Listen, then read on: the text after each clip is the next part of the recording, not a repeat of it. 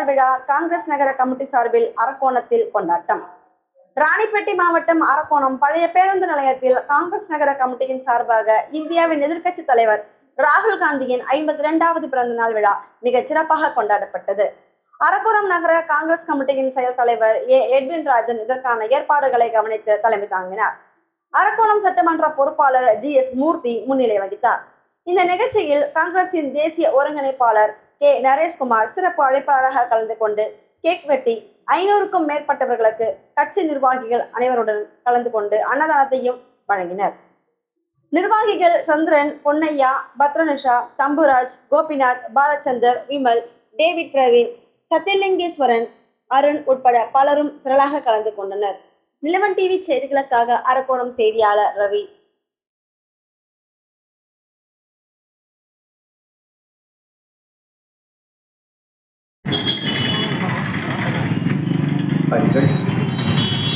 உடனடியாக நடவடிக்கை